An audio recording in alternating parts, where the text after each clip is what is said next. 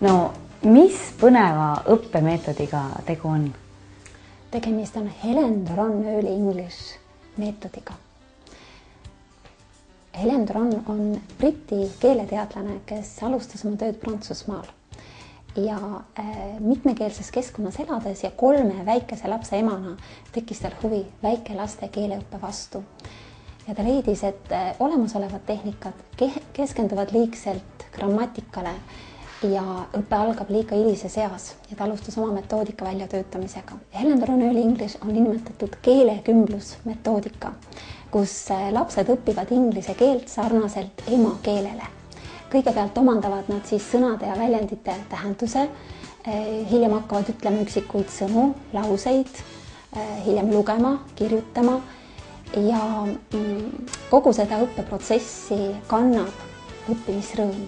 Tunnid toimuvad kord nädalas, tunnid toimuvad inglise keeles ja tundides annab õpetaja kogu selle materjali tähenduse, aga kodus kuulavad lapsed regulaarselt CD-plaati ja kuulamise kaudu omandavad nad õige häälduse ja keeleoskuse.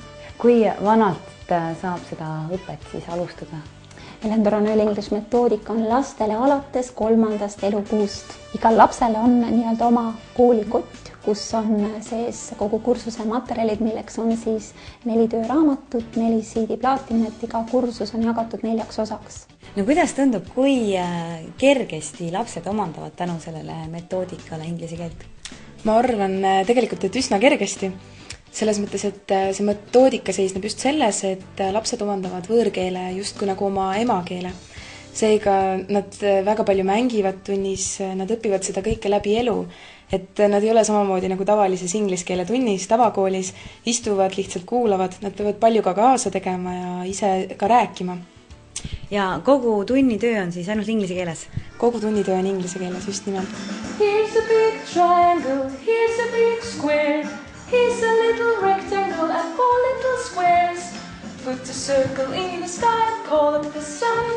What have we got? What have we got? A house. Tegelikult ausalt öelda ma pean seda meetodit väga kiitma, sest ma olin hästi skeptiline üldse igasuguse keeleõppe suhtes enne kooliga. Aga mõtlesin, et proovin, sest et see meetod on tõeliselt huvitav ja tulemused on super, sellepärast me jätkame ka, et hästi suur, hästi lai sõnavara on lastel. Kodus vatravad juba rahulikult inglise keeles?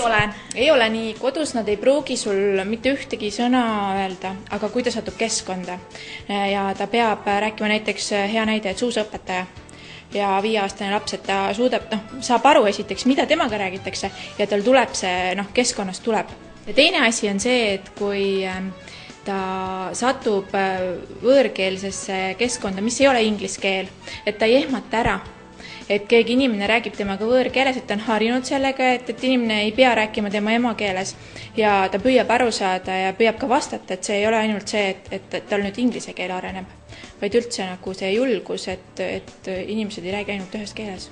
Kursus kestab meil 10 kuu jooksul, ehk siis septembrikuus me alustame ja lõpeb ta juunikuu 3. nädalal.